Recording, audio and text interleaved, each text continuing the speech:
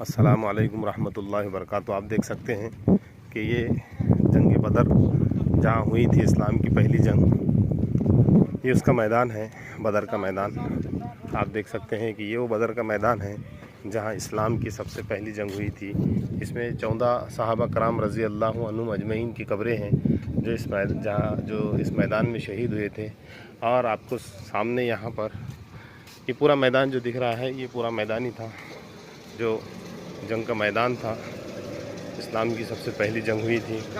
और सामने जो आपको एक रेत का पहाड़ नज़र आ रहा है, जो मैं आपको करीब से दिखाऊंगा।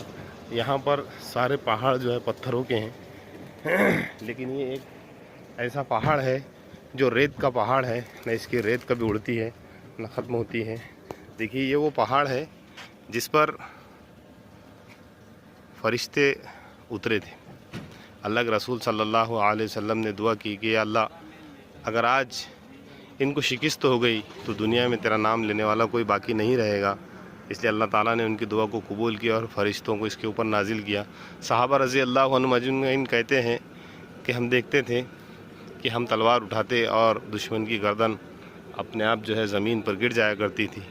अल्लाह के रसूल सल्लल्लाहु अलैहि वसल्लम के साथ ये जो 313 सहाबा थे, ये बेसरो सामान सहाबा थे। इनके पास न कोई जंग का सामान था, न कोई चीज़ें थी, और दुश्मन जो है हथियारों से लैस इस मैदान के अंदर जमा हुआ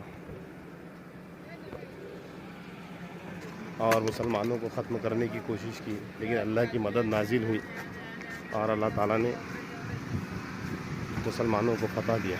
वालेकुम रहमतुल्लाहि व बरकातहू। आप देख सकते हैं कि मस्जिद अरीश है जहाँ अल्लाह के रसूल सल्लल्लाहु अलैहि वसल्लम का खैमा लगा था बदर के वक्त में। और यही वो मैदान है जंग बदर का, जिसको मैं आपको दिखा रहा हूँ। वहाँ कब्रस्तान से लेकर तो यहाँ तक ये पूरा मैदान हुआ करता था।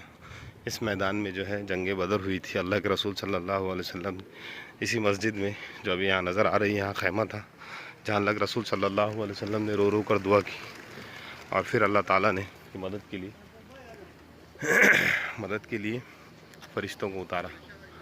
और सामने एक कुआं है जिसके अंदर जो काफिर लोग मरे थे उनको उस कुएं के अंदर डाल दिया था।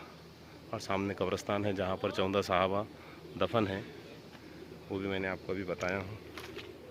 देखिए, ये अभी यहाँ पर बस्ती बस चुकी है, एक नया शहर आबाद हो रहा है।